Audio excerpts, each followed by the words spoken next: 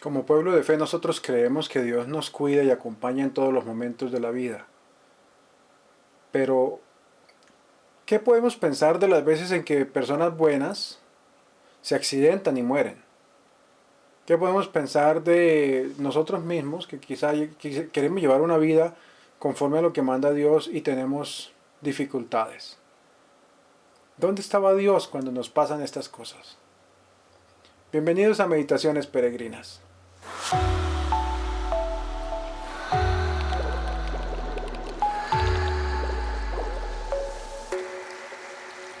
Yo no sé si ustedes se han hecho la pregunta, ¿por qué si Pablo era el enviado de Dios tuvo que pasar por tantos peligros?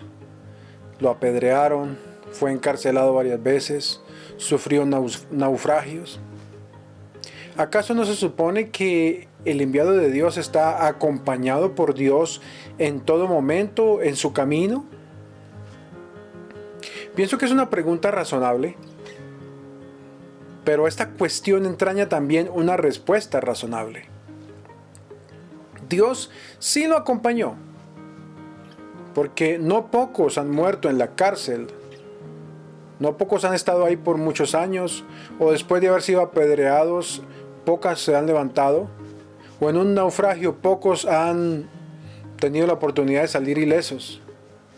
Es bastante interesante el texto del día de hoy cuando nos dice: zarpamos de Tróade, navegamos rumbo a Samotracia, al día siguiente hacia Neápolis y de ahí a Filipos, colonia romana y ciudad principal de la región de Macedonia. Es parte del texto que escuchábamos hoy. Pablo nos está hablando de que hicieron un recorrido de 230 kilómetros en 2 días. Un recorrido que de regreso probablemente se gastaba 5 días. Recordemos que estamos hablando que navegaban en barcos de vela, no en lanchas con motores ni nada de eso. De alguna manera tuvieron un tiempo extraordinario, pero además una ayudita del cielo, me imagino.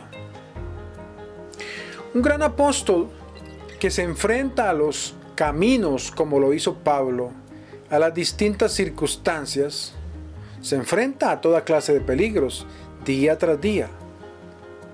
Pero vemos a veces en la vida los días malos y olvidamos los días buenos.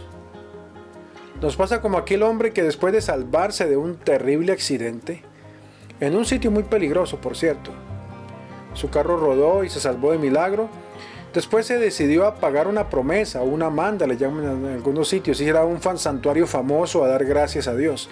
Y estando allí hablaba con un monje, con su confesor en ese momento, y le contaba que el motivo de su visita era justamente que había tenido un accidente y Dios lo había bendecido al sacarlo de allí, de aquel sitio. Decía: fue el milagro más grande que he visto al salvarme mi vida. El confesor le responde: yo tengo el milagro más grande que compartirte. Y entonces le dijo: yo he pasado muchísimas veces por el mismo sitio y a mí no me ha pasado nada. Tenemos la manía de ver a Dios en el peligro, pero no en la gracia recibida día a día. En esta oportunidad, el día de hoy, Pablo inicia esta misión con viento a su favor. No solo el que ha soplado las velas de la barca, sino estamos hablando del soplo del Espíritu Santo. El Espíritu Santo los lleva a toda prisa a un primer gran encuentro con una mujer que se convertirá en fundamental en la evangelización de Filipos y de toda esa región. Su nombre, Lidia. Lidia era una respetable mujer a quien Pablo reconoce como adoradora del Dios verdadero, lo que en otras palabras significa o quiere decir que no era de origen judío, pero que simpatizaba con las enseñanzas judías, le gustaba participar de las cosas que podía aceptar, a participar. Podemos llamarla simpatizante. No había dado el paso final a la conversión que la convertiría en lo que algunos llamaban un prosélito, una prosélito.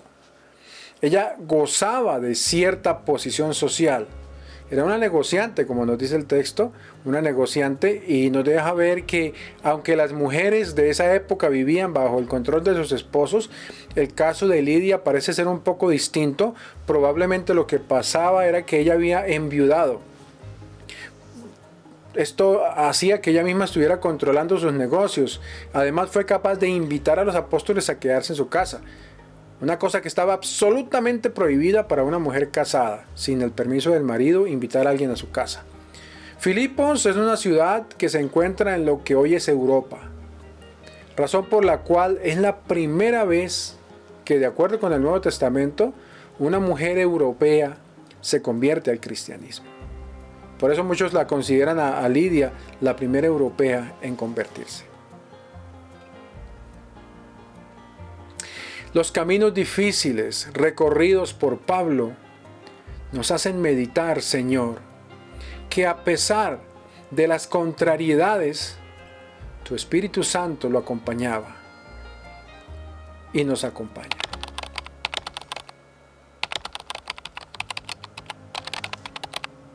Muchas gracias a todos en Inmaculada TV y TVK del Salvador, deseándoles que tengan un día lleno de muchas bendiciones.